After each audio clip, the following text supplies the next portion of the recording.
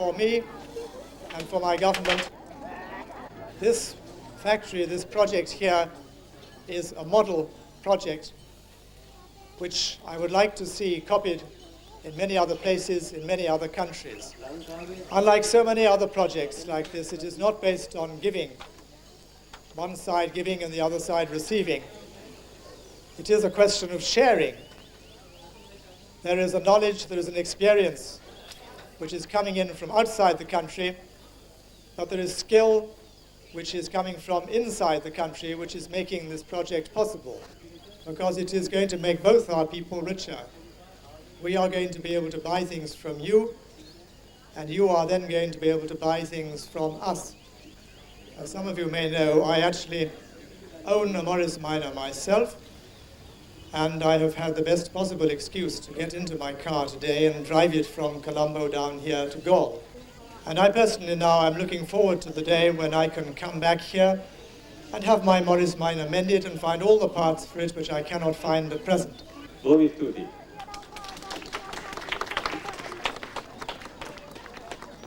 But this opening is the culmination of many years of talking.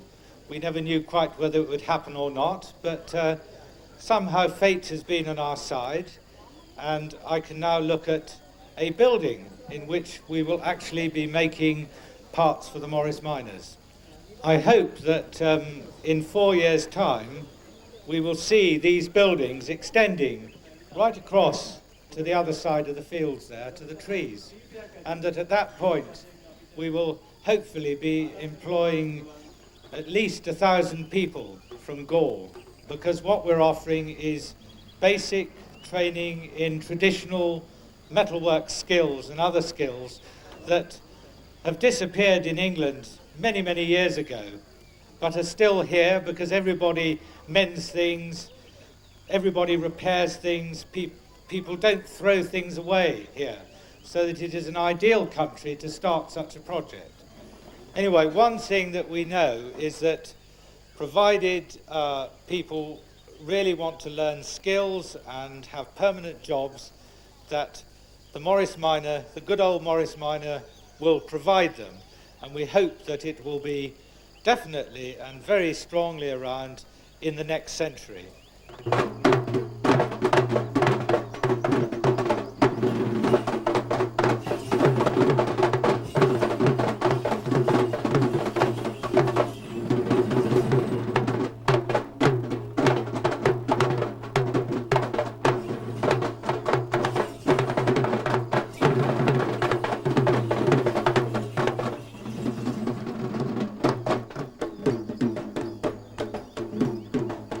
It's a very exciting event for all the local people, and what's very nice is that some of the dancers out there are actually related to many of our young trainees who are coming in for the first time this month.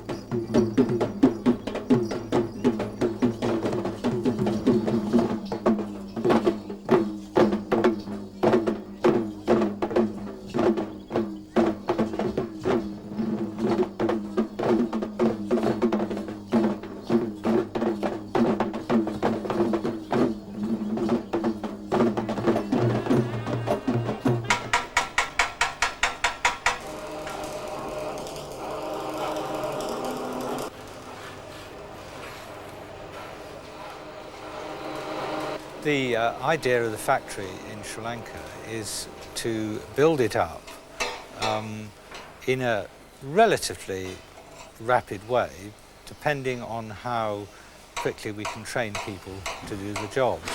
The jobs are virtually all handcrafted in a sense, so it's a matter of training people. We're starting with about 50 people, training them to first of all make components, regular components that are used for repairing cars and things like wings and that sort of thing. And then we're going to move towards sub-assembling those components into maybe complete floors for the car, whatever it happens to be. And then we will be making complete body shells, and then at the same time we will be building up a sort of reconditioning components industry and various other things.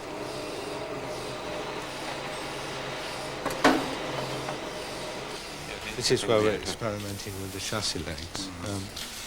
The original ones never had any drain holes at all in them, but what we're doing is putting drain holes in because they also act as a guide, so that when it's in the press it keeps it. And just using drain hole, these points as location points. And they, but we have got the basic form and everything okay. Yeah, I think so. Yeah. I think it's getting very close. The press itself needs to have a bigger motor or something. It's not bearing down evenly the whole way across the whole length. No, that we have to adjust because it's capable of about 150 tons. Yeah, but the motor isn't strong enough for it. Over here at the moment, we have Ian Mitchell from the Morris Minor Centre in Bath. He is with us to advise on quality control and other relevant aspects. The first reactions coming here and seeing the parts was what incredible skills these people have. The type of work they do is what you would have expected a coach builder in England to have produced 50 years ago.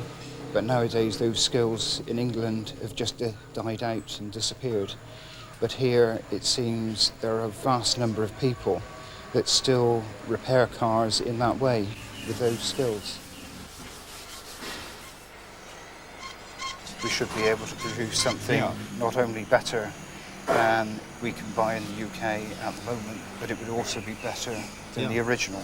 And then we could go a stage further and bring in these tie plates and this box here.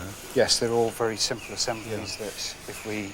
Our eventual aim is to move from about 50 people to at least 1,000 in 4 years, who will be making components not only for export to the UK, but for export to other parts of Southeast Asia and Pakistan and a number of countries that have all these Morris miners. Mainly we're air freighting. We seem to be able to get reasonable deals on air freighting, but eventually I suppose we will have a container and so on going backwards and forwards between the UK and Sri Lanka.